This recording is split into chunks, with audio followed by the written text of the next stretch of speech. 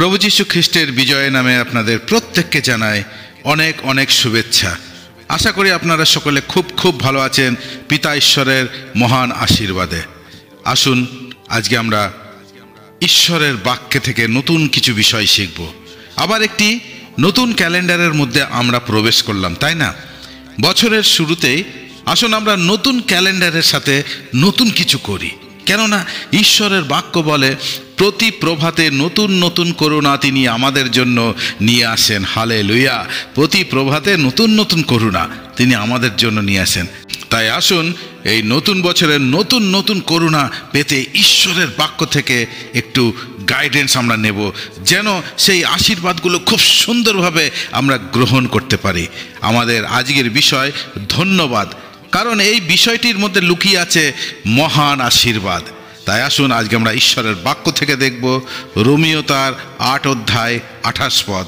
Romeo পুস্তক তার 8 অধ্যায় 28 পদ। আমি বিসিভি ট্রান্সলেশনটি পড়ছি। লেখা আছে, আর আমরা জানি যে যারা ঈশ্বরকে ভালোবাসে, যারা তার ইচ্ছা অনুসারে আহুত। আর আমরা জানি যে যারা ঈশ্বরকে ভালোবাসে, যারা তার ইচ্ছা অনুসারে আহুত, তিনি সব বিষয়ে তাদের মঙ্গল সাধনের জন্য কাজ করেন। কাদের জন্য? যারা ঈশ্বরকে ভালোবাসে, যারা তার ইচ্ছা অনুসারে আহুত। অর্থাৎ সকলে নয়, কেবলমাত্র যারা ঈশ্বরকে ভালোবাসে, যারা ঈশ্বরের ইচ্ছা অনুসারে আহুত, তাদের জন্য মহান ঈশ্বরের প্রতিজ্ঞা তিনি সমস্ত বিষয়ে তাদের মঙ্গল সাধনের জন্য কাজ করেন। হালেলুয়া! পিতা ঈশ্বরের ধন্যবাদ হোক, গৌরব হোক এই সুন্দর মহান প্রতিজ্ঞার জন্য যে তিনি সমস্ত বিষয়ে আমাদের মঙ্গল সাধনের জন্য কাজ করেন। কিন্তু সমস্যা তখন হয় যখন পরিস্থিতি খুব সংকটময় হয়, খুব দুঃখজনক, হতাশা নিরাশাজনক হয়। তখন আমরা বিচলিত হয়ে পড়ি, তাই না? তখন আমরা বিচলিত হয়ে পড়ি, সমস্যা থেকে মুক্তির উপায় তখন আমরা খুঁজি, কি করব। আর ঈশ্বর যে সব বিষয়ে আমাদের মঙ্গল সাধনের জন্য কাজ করেন, এই বিষয়টি তখন আর আমাদের মনের মধ্যে থাকে না। বিশ্বাসে আমরা কি হই? দুর্বল হয়ে পড়ি। এমনকি এই সংকটময় পরিস্থিতির জন্য আমরা ঈশ্বরকে দোষারোপ করতেও ছাড়ি না। তার প্রধান কারণ কি জানেন? তখন যে কাজ আমাদের করার দরকার সেটা আমরা করি না, বরং আমরা সেটাই করি যা পিতা ঈশ্বরকে দুঃখ দেয়, যার ফলে পিতা ঈশ্বর সব বিষয়ে আমাদের মঙ্গল সাধনের জন্য যা কিছু করতে চান সেই বিষয়টি বাধাপ্রাপ্ত হয়, কারণ আমরা ঈশ্বরকে তা করতে দিই না। আমরা নিজেরাই করতে দিই না ঈশ্বরকে। দেখুন সাধু পৌল এই বিষয়ে কি নির্দেশ দিয়েছেন আমরা দেখব। প্রথম থিসলনিকীয় তার 5 অধ্যায় 16 থেকে 18 পদ। লেখা আছে, সব সময় আনন্দ করো, সর্বদা আনন্দ করো, অবিরত প্রার্থনা করো, সমস্ত পরিস্থিতিতেই। লেখা নেই যে এই পরিস্থিতিতে, লেখা আছে সমস্ত পরিস্থিতিতেই ধন্যবাদ জ্ঞাপন করো, কারণ খ্রিস্ট যিশুতে তোমাদের জন্য এই হলো ঈশ্বরের ইচ্ছা। কার ইচ্ছা? ঈশ্বরের ইচ্ছা। কারণ খ্রিস্ট যিশুতে তোমাদের জন্য এই হলো ঈশ্বরের ইচ্ছা। ঈশ্বরের ইচ্ছা কি? সবসময় আমরা যেন আনন্দ করি, অবিরত প্রার্থনা করি এবং সমস্ত পরিস্থিতিতে ঈশ্বরের ধন্যবাদ জ্ঞাপন করি। এখানে 3টি বিষয়ের উপর জোর দেওয়া হয়েছে। প্রথমত সবসময় আনন্দ করো, দ্বিতীয়ত অবিরত প্রার্থনা করো এবং তৃতীয়ত সমস্ত পরিস্থিতিতেই ধন্যবাদ জ্ঞাপন করো, কারণ খ্রিস্ট যিশুতে তোমাদের জন্য এই হলো ঈশ্বরের ইচ্ছা। আপনি কি জানেন এই 3টি বিষয় ঈশ্বরকে বাধ্য করে আপনার পরিস্থিতি যতই খারাপ থাকুক না কেন, ঈশ্বর তার মধ্যে দিয়ে আপনার জন্য সব কিছু ভালো করে দেবেন। সব কিছুই আপনার জন্য মঙ্গল হবে। শর্ত কেবলমাত্র একটাই, আপনি ঈশ্বরের ইচ্ছা অনুসারে চলার চেষ্টা করুন। অর্থাৎ সব সময় আনন্দ করুন। এই আনন্দ জগতের নয়, এই আনন্দ হচ্ছে খ্রিস্টেতে। সব সময় খ্রিস্টেতে আনন্দ করুন, অবিরত প্রার্থনা করুন এবং সব রকম পরিস্থিতিতে পিতা ঈশ্বরের ধন্যবাদ জ্ঞাপন করুন। হালেলুয়া! পিতা ঈশ্বরের গৌরব হোক। আর সেই জন্যই সাধু পৌল পবিত্র আত্মার চালনায় মণ্ডলীকে নির্দেশ দিয়েছেন, সর্বদা আনন্দ করো, অবিরত প্রার্থনা করো, সমস্ত পরিস্থিতিতেই ধন্যবাদ জ্ঞাপন করো, কারণ খ্রিস্ট যিশুতে তোমাদের জন্য এই হলো ঈশ্বরের ইচ্ছা। যদি এই 3টি বিষয় আপনার জীবনে না থাকে, তাহলে আপনি কখনোই উপলব্ধি করতে পারবেন না মহান পিতা ঈশ্বর আপনার জন্য কি করতে চলেছেন কি করতে চলেছেন। বরং আপনি সেই কাজকে খারাপ করে দেবেন। আশীর্বাদের বদলে আপনি আপনার জীবনে অভিশাপ নিয়ে আসবেন। দেখুন রাজা দাউদ তার গীতে খুব সুন্দরভাবে উল্লেখ করেছেন। গীত সংহিতা 100 তার 4 পদে লেখা আছে, ধন্যবাদ সহকারে তার দ্বারে এবং প্রশংসা সহকারে তার প্রাঙ্গণে প্রবেশ করো। গীত 100 তার 4 লেখা আছে, ধন্যবাদ সহকারে তার দ্বারে এবং প্রশংসা সহকারে তার প্রাঙ্গণে প্রবেশ করো, তাকে ধন্যবাদ জানাও আর তার নামের প্রশংসা করো। হালেলুয়া। এখানেও দেখি আমরা 3টি বিষয় আছে। যখনই আপনি পিতা ঈশ্বরের সান্নিধ্যে আসেন, তার চরণে আসেন, তখনই যেন আপনার জীবনে ধন্যবাদ, প্রশংসা, স্তব, আরাধনা থাকে। এই ধন্যবাদ, স্তব, আরাধনা সহকারে আপনি যেন তার চরণে আসেন। কিন্তু আমরা কি করি? আমরা সাধারণত নানান প্রকার সমস্যা নিয়ে প্রভুর কাছে আসি এবং সেই সমস্যা সমাধানের জন্য এবং বিভিন্ন প্রকার আশীর্বাদের জন্য প্রার্থনা করি। প্রিয় ঈশ্বরের সন্তানগণ, মনে রাখবেন, যতদিন আমরা রক্ত মাংসের শরীরে আছি ততদিন সমস্যা আমাদের জীবনে থাকবেই। আমি আবার আপনাদের বলছি, যতদিন আপনি রক্ত মাংসের শরীরে আছেন ততদিন সমস্যা আপনার জীবনে থাকবে। কিন্তু আমাদের মনে রাখতে হবে, সেই সমস্যা যেন আমার জীবন থেকে ঈশ্বরের ধন্যবাদ, প্রশংসা, আরাধনা, প্রার্থনা কেড়ে না নেয়। সেই সমস্যা যেন আমার জীবন থেকে ঈশ্বরের ধন্যবাদ, প্রশংসা, আরাধনা, প্রার্থনা কেড়ে না নেয়। আজ যে বিশ্বাসীর জীবনে এই বিষয়গুলি নেই, অর্থাৎ ধন্যবাদ, প্রশংসা, আরাধনা, প্রার্থনা নেই, তার মানে সে এক গতানুগতিক জীবনযাত্রার মধ্যে সীমাবদ্ধ হয়ে আছে বা নিজেকে সীমাবদ্ধ করে রেখেছে। ট্র্যাডিশন পালন করে ধর্মকর্ম পালনে সে ব্যস্ত। আর খুবই দুঃখের বিষয়, এই প্রকার বিশ্বাসীর সংখ্যা প্রচুর। আপনার হৃদয়ে যদি ধন্যবাদ, প্রশংসা, আরাধনা, প্রার্থনা না থাকে, তাহলে আপনি ঈশ্বরের অসীম করুণা, দয়া ও মঙ্গলের সহভাগী কখনোই হতে পারবেন না। বৃথা আপনার খ্রিস্টীয় জীবন। দেখুন, রাজা দাউদ তার গীতে বলেছেন, 106 তার 1 গীতে লেখা আছে, সদাপ্রভুর প্রশংসা করো, সদাপ্রভুর ধন্যবাদ করো, কারণ তিনি মঙ্গলময়, তার দয়া অনন্তকাল স্থায়ী। কেন ধন্যবাদ করব? কারণ তিনি মঙ্গলময়, তার দয়া অনন্তকাল স্থায়ী। সদাপ্রভু মঙ্গলময় এবং তার দয়া অনন্তকাল স্থায়ী। আপনি যদি সেই মঙ্গল এবং সেই দয়া পেতে চান, তাহলে আপনাকে তার ধন্যবাদ, প্রশংসা করতে হবে। তিনি আপনার কাছ থেকে কিচ্ছু চান না, কিচ্ছু নয়, কেবলমাত্র তার ধন্যবাদ, প্রশংসা করুন আপনার হৃদয়ের অন্তঃস্থল থেকে। কারণ গীত রচক বলেছেন, গীত সংহিতা 100 তার 3 লেখা আছে, তোমরা জানো সদাপ্রভুই ঈশ্বর। তোমরা জানো সদাপ্রভুই ঈশ্বর, তিনি আমাদের সৃষ্টি করেছেন আর আমরা তার প্রজা, তার চরণভূমির মেষ। সুতরাং সৃষ্টিকর্তার আরাধনা, ধন্যবাদ, প্রশংসা করুন। কেননা কেবলমাত্র তিনিই তা পাওয়ার যোগ্য। একটি বিষয় সদা মনে রাখবেন, ঈশ্বর কখনো হঠাৎ করে আপনাকে কোনো উচ্চ স্থানে স্থাপন করবে না আপনার ইচ্ছা অনুযায়ী কিংবা আপনার পছন্দ অনুযায়ী, যতক্ষণ না তিনি আপনাকে সেই উচ্চ স্থানের জন্য প্রস্তুত করেন। কিন্তু সমস্যা হলো, তিনি যখন আপনাকে সেই উচ্চ আহ্বান বা উচ্চ স্থানের জন্য প্রস্তুত করবেন, তখন আমরা সেই সংকটময় পরিস্থিতির মধ্যে ঈশ্বরের বিরুদ্ধে অভিযোগ করতে শুরু করে দিই, আস্থা হারিয়ে ফেলে, বিশ্বাসে দুর্বল হয়ে পড়ি, ধন্যবাদ, প্রশংসা আমরা বন্ধ করে দিই। ফলে পিতা ঈশ্বর আমার পক্ষে সব বিষয়ে মঙ্গল সাধনের আর কাজ করতে পারেন না। আমার জীবনে যে সব বিষয়ের জন্য, যে মঙ্গল সাধনের জন্য তিনি যা কিছু করতে চাচ্ছেন, সেটা তিনি করতে চান না। কারণ হচ্ছে আমাদের অবিশ্বাস, আমাদের বচসা, দোষারোপ, যা ঈশ্বরের হাতকে বেঁধে দেয়। জিরোমীয় তার বিলাপের গীতে কি বলছেন দেখুন। জিরোমীয় বিলাপ, আমরা বিলাপ 3 অধ্যায় তার 22 এবং 23 পদ বিলাপ গীতে আমরা দেখব, লেখা আছে, সদাপ্রভুর মহৎ প্রেমের জন্য আমরা নষ্ট হইনি। হালেলুয়া, পিতা ঈশ্বরের গৌরব হোক।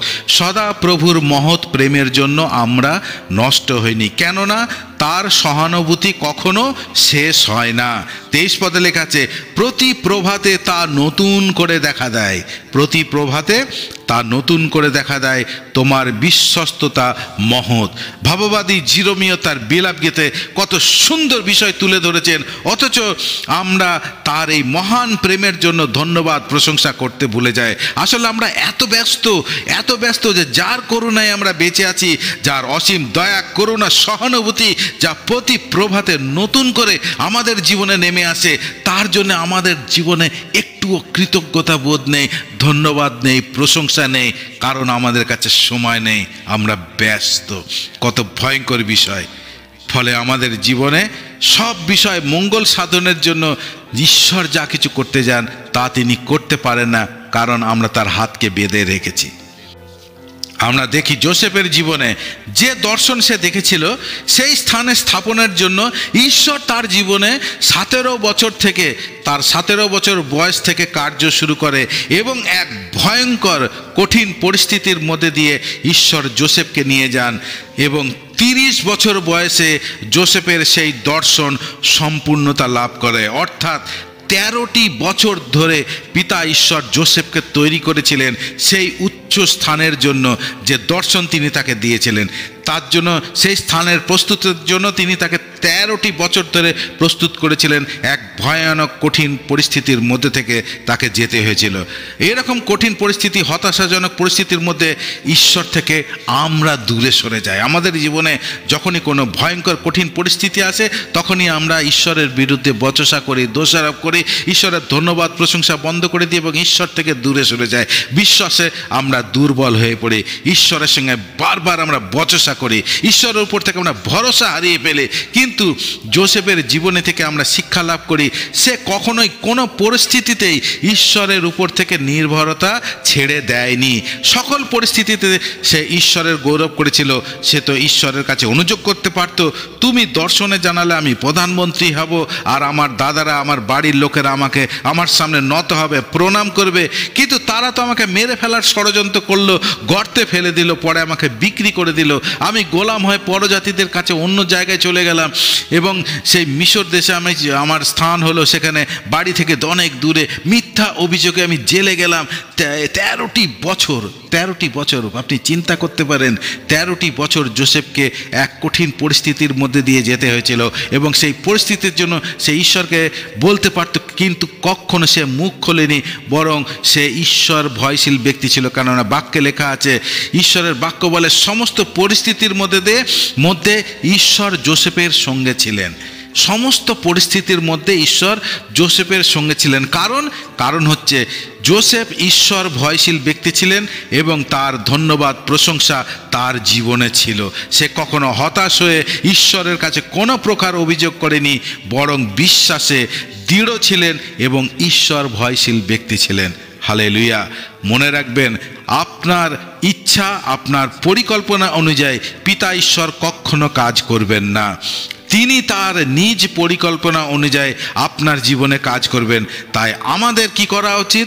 সমস্ত পরিস্থিতির মধ্যে ঈশ্বরের ধন্যবাদ প্রশংসা মহিমা গৌরব করতে হবে এবং অবিরত প্রার্থনা করতে হবে যেন আমাদের জীবনে ঈশ্বরের পরিকল্পনা সিদ্ধ হয়।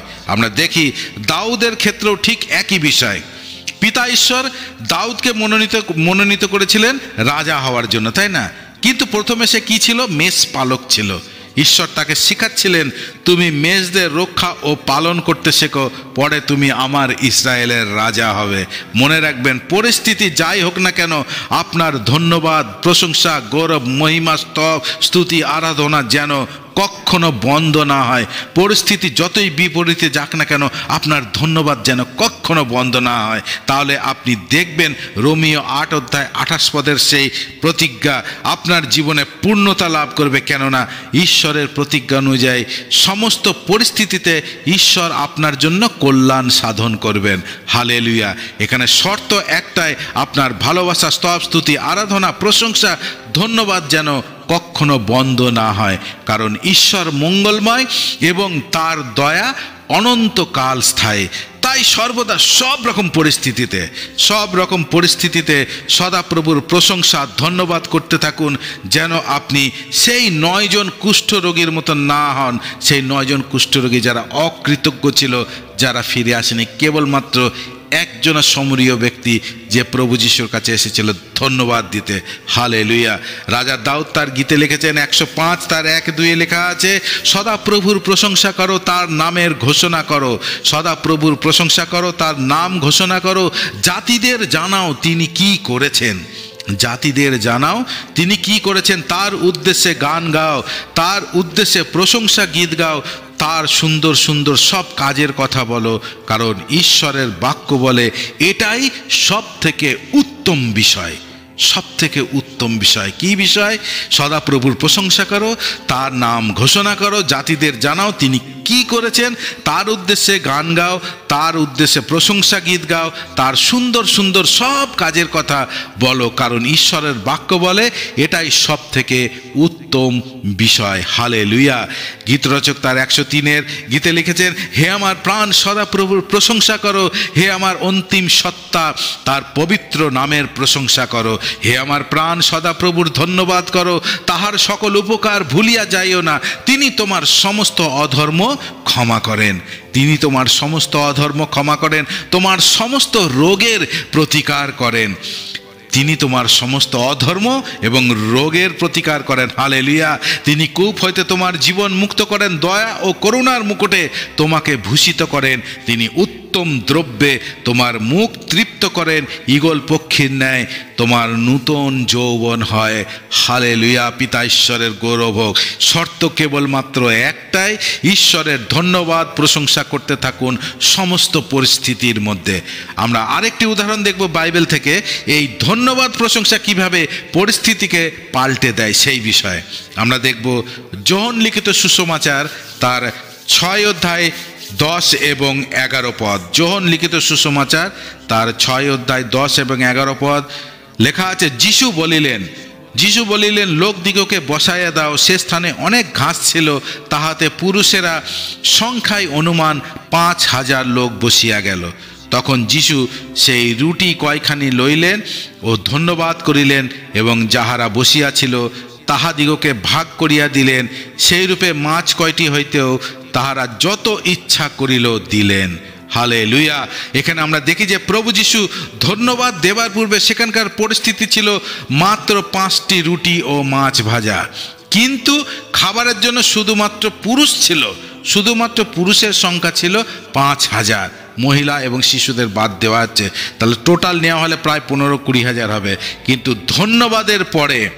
ধন্যবাদের আগে মাত্র 5টা রুটি এবং মাছ ভাজা ছিল, এবং ধন্যবাদের পরে কি হলো, সেই পরিস্থিতি সম্পূর্ণ পাল্টে গেল। সকলে যত খুশি তত খাবার খেলো। এ নাই যে তুমি একটা কিংবা 2টো রুটি খাও, যে যত খুশি তত খাবার খেলো, এবং তারপরেও 12 ডালা খাবার বেঁচে গেল। ধন্যবাদের পূর্বে ছিল একরকম পরিস্থিতি, ধন্যবাদের পরে পরিস্থিতি সম্পূর্ণ রকম পাল্টে গেল, উল্টে গেল। আজ আপনার পরিস্থিতি যাই থাকুক না কেন, আমি আপনাকে উৎসাহিত করে বলতে চাই, সতত আনন্দ করুন, অবিরত প্রার্থনা করুন, সর্ব বিষয়ে ধন্যবাদ করো, কারণ খ্রিস্ট যিশুতে ইহাই তোমাদের উদ্দেশ্যে ঈশ্বরের ইচ্ছা। প্রথম থিসলনিকীয় 5:16-18। আপনি শুধুমাত্র ঈশ্বরের এই ইচ্ছা পূরণের জন্য ব্যস্ত থাকুন। কি ইচ্ছা? সতত আনন্দ করুন, অবিরত প্রার্থনা করো, সর্ব বিষয়ে ধন্যবাদ করো, কারণ খ্রিস্ট যিশুতে ইহাই তোমাদের উদ্দেশ্যে ঈশ্বরের ইচ্ছা।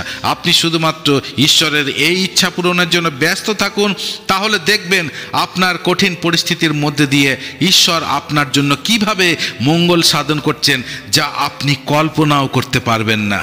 যাদের জীবনে ধন্যবাদ কখনো বন্ধ হয় না, তাদের সকল পরিস্থিতি যতই খারাপ থাকুক না কেন, তা বদলে যাবেই যাবে। এটাই হলো ঈশ্বরের প্রতিজ্ঞা।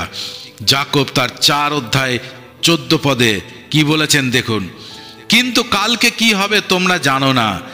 যাকব তার 4:14 SBCL ট্রান্সলেশন আমি পড়ছি, লেখা আছে, কিন্তু কালকে কি হবে তা তোমরা জানো না। তোমাদের জীবনই বা কি? তোমরা তো বাষ্প মাত্র, বাষ্প। তোমরা তো বাষ্প মাত্র, যা কিছুক্ষণের জন্য থাকে আর তারপরে মিলিয়ে যায়। তাই আসুন না এই ক্ষণকালের জীবনের জন্য সদা সৃষ্টিকর্তার গৌরব মহিমা প্রশংসা করি। সারাটা জীবন তো প্রভুর কাছে চেয়েই যায় আমরা, তাই না? আসুন না এই নতুন বছরের শুরু থেকেই আমরা মনস্থ করি ঈশ্বরের ইচ্ছা পালনের জন্য, অর্থাৎ প্রথম থিসলনিকে 5:16-18 পদ ঈশ্বরের যে ইচ্ছার বিষয় লেখা আছে, সব সময় আনন্দ করো, সেই আনন্দ যেন খ্রিস্টেতে হয়। জগতের আনন্দের কথা এখানে বলা হচ্ছে না কো। সব সময় আনন্দ করো, অবিরত প্রার্থনা করো এবং সমস্ত পরিস্থিতিতেই ধন্যবাদ জ্ঞাপন করো, কারণ খ্রিস্ট যিশুতে তোমাদের জন্য এই হলো ঈশ্বরের ইচ্ছা। পিতা ঈশ্বর তার এই বাক্যের দ্বারা আপনাকে প্রচুর আত্মিক আশীর্বাদে উচ্চ এবং উন্নত করুন এবং এই বছরের শুরু থেকেই আপনাকে ঈশ্বরের ইচ্ছা পূর্ণ করতে সাহায্য করুন। পিতা ঈশ্বরের গৌরব হোক। জয় যিশু।